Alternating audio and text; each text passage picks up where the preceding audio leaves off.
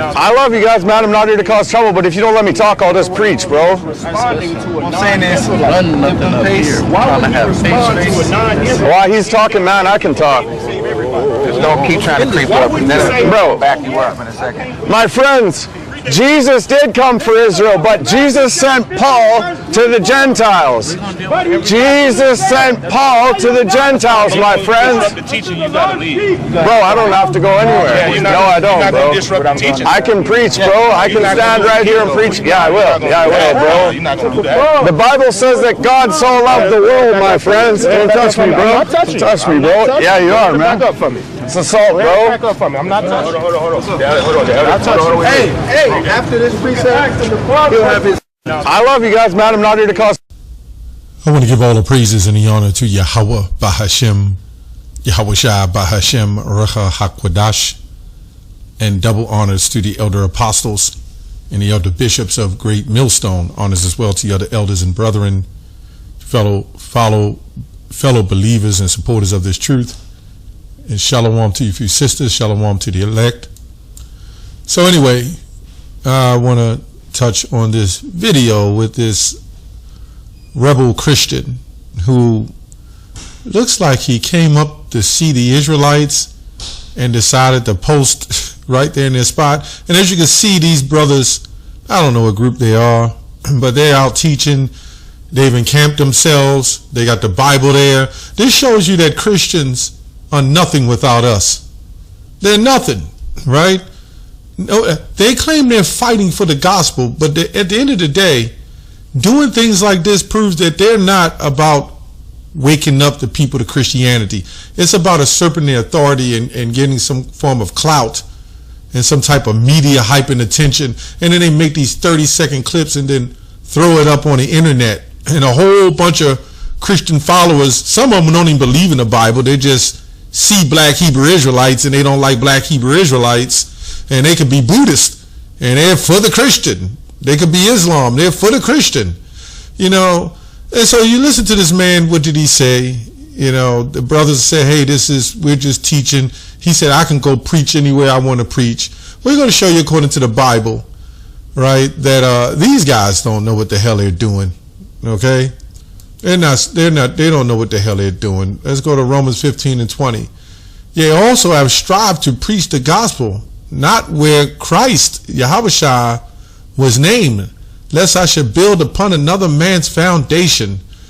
Let's go up to the NIV or the NLT. My ambition has always been to preach the good news where the name of the Messiah has never been heard, rather than where church has already been started by someone else. I just wanted to read that so you can get the true understanding of what that text means, right? If you're a Christian and you have some other men preaching in general, you're not supposed to go where they're preaching. Even though we preach different messiahs, as they teach the white stringy-head Messiah, and the Israelites teach the so-called black Messiah, which all of a sudden has become a problem, but it wasn't a problem when he was white, and nobody said it didn't matter what color he was when he was white, but now it matters what color he is now that we teach that he's a different color. In other words, there's no issues as long as we believe he's white. In other words, as long as Jesus is white, there should be no issues. But when he's so-called black, there's a problem. And I'll say this too. It's always boiled down to the Jew and the Gentile. We did thousands or hundreds and thousands of videos on the Gentiles, not even the Hebrew or Latin word. They don't even go look up anything, and they don't even understand the context of it, or in Galatians 3:28, which we did several videos on that too. And they, you know, these Christians, they need Israelites to stir up controversy. So they're not really spiritual men. We know they're not spiritual. These are carnal men, right? These are Romans 13:13 type dudes. Right? We see this with God logic, rolling up on Israelites, look at them in a bed, sheet and blankets, you know, making jokes and making fun. And what do? We've been going back and forth about Jew and Greek. Oh yeah, we had quite a few of them come up to us with their cameras on, And through the Spirit of the Lord, they took their cameras down by the time they left. And I'm sure they didn't put those videos up. Anyway, Romans 13 and 13, this is the mindset we're supposed to be in. See, if these people so-called believe in Christ, he wasn't like that, right? Then he says, let the dead bury the dead. Then Proverbs 4 said, go not in the way of the wicked. If they see us to be the wicked, why would they go into the way of us and where we're teaching? This is what I say, this is not about going out waking up Christians, because they don't go out in the streets anyway. This is not about waking up true believing Christians who want to be converted to Jesus the Christ. Now, another sick part about this conversion, as Denzel did, he's converted like 4 times already. I mean, Jesus has been around, this Jesus we worship has been around during the slavery and before then, and we've been rolling with this Jesus all these years. It's been in our generations. And so what is there a need to convert for if you was already a Christian? In fact, our parents forced us into Christianity, most of us who are so-called black, and made us go to church. My foster mother sent me to a church that she didn't even go to. She went to a different church. So Christianity has spoiled us, has left us clueless and fatherless, right? Laws just done away with. And no wonder our people sick. No wonder they got liquor stores right across from the church, and across from them are drug dealers. Nothing wrong with drinks, but the way it poisons us and the way we abuse it as a nation, and then we'll drink it and then we'll smoke on top of it and then eat poison food. Yeah, okay. Yeah, all right. Romans 13 and 13. Let us walk honestly as in the day, not in rioting, drunkenness, not in chambering and wantonness, not in strife and envy. When this big Jake walked up and pushed him out of the way like a Utz potato chip, right? You would think this man would say, okay, this, I know when I'm outnumbered. Because of course, if they read the book of John, the 8th chapter, when the Messiah said before Abraham was, I am, he ran out of there and they threw things at him. So it's okay to leave if you feel the message is not there. Now, even Apostle Paul went into those temples and debated and said, to hell with that, we out of there. Now, these Christians have always debated with us year after year. We went into their churches, they came into our churches year after year. Now what? Now you got Israelites who also are set up to keep the Christian debate going because it brings the content. So we see now that a lot of people are using the truth for a hustle. That's exactly what it is. Let's go to Proverbs 6 and 12. A worthless person, a wicked man, goes about with crooked speech, winks with his eyes, signals with his feet, points with his finger, with a perverted heart, to devise evil. This is what these guys do. They'll look in the camera like that God Logic character. That God Logic looks like one of those Muppets or something, and they'll point into the camera and they'll say all kinds of crazy things about the Hebrew Israelites, and the audience will see it and they'll get all these views and get paid. So you pastors that's in the Christian church, you don't even have your Christians under control, right? You go into a controlled environment where the people want to come. And I agree, if you're a Christian and you're preaching in a Christian church and the people want to flock to you because that's what they believe, that means they're not for the truth of what we believe, and they need to be there. There's nothing wrong with that because that's what the Lord wants.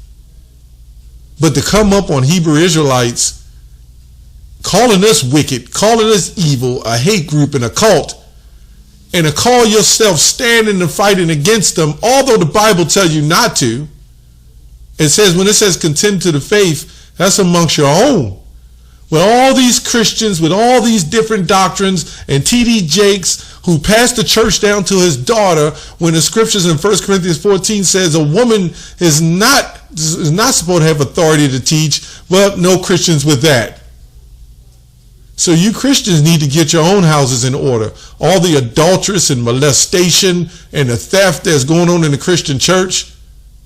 See, this shows that you Christians are nothing but hustlers too. You're hucksters. You're hucksters and hustlers. Right? With perverted heart devises evil, continually sowing discord. Therefore calamity will come upon him suddenly. In a moment he will be broken beyond healing. And this is why Babylon cannot be healed. Right? Babylon cannot be healed. Let's go to Titus 3:10. As for a person who stirs up division, after warning him once and then twice, have nothing more to do with him. Christians should have nothing more to do with us, and we shouldn't have anything else to do with Christians, because it's not getting anywhere. Christians don't have enough faith in their truth to believe that they're waking the people up. All these years, they was stuck up in the sepulchres of churches. If you don't know what a sepulchre is, look it up. But they're in the sepulchres of churches. All those years when I was young, and I'm not young, I didn't see a bunch of Christians standing out on the corner giving a ministry. Right? I remember the Jehovah's Witness was sitting there, women to knock on other men's doors. I remember that. But I never seen them Christians go out. And where we teach at a Christian parks, he comes up once a month with a microphone and don't read any Bible verses, yelling and screaming, because you know we would torture Christian with the scriptures because they're easy. Galatians 3:28, easy work. There's no difference between Jew or Greek. You're all one. Or Jew and Gentile. Sometimes it say Greek, sometimes it say Gentile. You're all one. Hellenist. Right? That's another video. I always just like to quote that, because they'll go into the text and it'll say all nations not Jews that made Greek their tongue, which obviously there were Israelites who didn't make Greek their tongue, and those all nations not Jews that made Greek their tongue were Israelites too, because they were scattered amongst other Israelites. That's how it was called, why it was called Hellene. But really it was Hellene, and then ultimately Hellenistis. Because when you look in the older Bibles, it says Jew or Grecian instead of Greek. So when you look up the word Grecian, right, these weren't considered, someone would consider themselves as Jews, but they were Israelites who they were actually Jews who made Greek their tongue. And then there was some who didn't. And then there was Jews. So you had different manners of Israelites. So anyway, on to the next. Let me go here. Romans 3:4. What does scripture say? No weapon formed against thee shall prosper. Sirach 11:8. It says, answer not before thou hast heard the cause, neither interrupt men in the midst of their speech. Right? This is what these guys do. He rolled up. I have a right to speak. Let me see if I can pull this up again real quick. That's what he said. I have a right to speak. While he's talking, man, I can talk. Just don't keep trying to creep up. Bro, back you up in a second. My friends, Jesus did come for Israel, but Jesus sent Paul to the Gentiles. So you see, he's very rebellious. He's interrupting a so-called religious practice of freedom of religion, religious practice. You know, he's breaking all kinds of laws, and then he will put it up and say that the black Israelites assaulted him. So now he plays the victim. And then when he says Jesus came for the Jews first and then the Gentiles, this doesn't make sense when you think about it, because if it was all mankind, this would prove if he came for the Jews first, then that's talking about they would be the heads anyway, right? According to their doctrine. So the Messiah decided not to walk with any other heathen nation, no Edomites, where it says Simon the Canaanite was describing who he was, wasn't a heathen, right? So where was all where was the disciples? Where was all the heathens with them? And when he collected all these so-called Gentiles and they so-called converted heathen nations, why isn't it mentioned of these heathens in the scriptures as being part of the disciples or the apostles? So you would think that if it was for all mankind, the Messiah wouldn't have to worry about having a name such as, a tribe as a tribe of Judah, right? He wouldn't have to be listed as having a tribe. It would just be up and out, and I'm just going to wake up all mankind. That would be the more simpler version than, okay, we're going to go to the Jews first and then to the Gentiles. Right? You had Jews that didn't believe in the resurrection. That's why you went to the Jews. They knew they were Jews, but they didn't believe in the resurrection, and that was proof in Matthew 23 and John 8. Right? Even that was before he died, but when he was walking the earth, they didn't even believe in him. And after he died, a good portion still didn't believe in him. In fact, a good portion had him put to death. So this proves that. That's why Paul said, I'll go to the Jew first, then to the Gentile. This is why in Acts 13, he said, ye are from the stock of Abraham.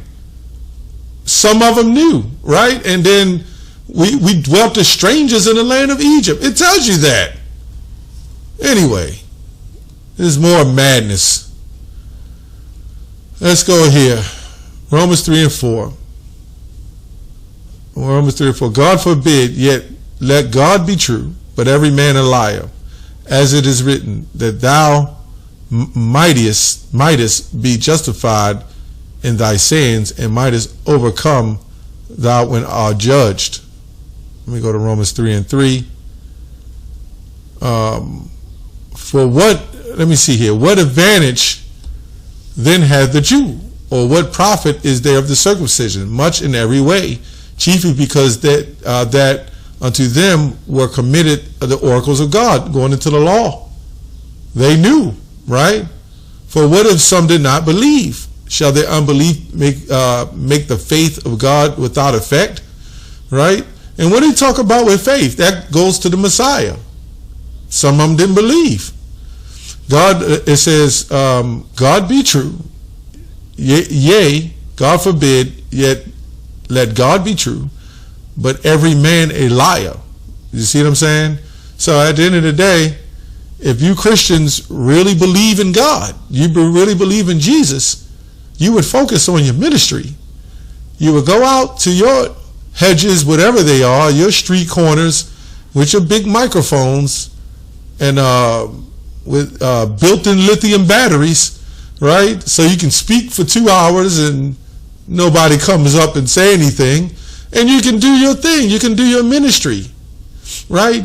Everybody sees that those death houses of churches are played out. So why don't you just go do your ministry? Why don't you just go teach? I mean, clearly when as a Christian roll up on these brothers, clearly you could have came with some form of respect, some dignity, right? Some honor. But Christians don't have honor. Christians are greedy. They're all about the hustle. They're all about using the fact that what we teach, right, to exalt themselves as some type of power, some type of money, right, some type of fame and clout, because it just doesn't sound right to people. But no weapon formed against thee shall prosper. That's all I have on that. Shalom.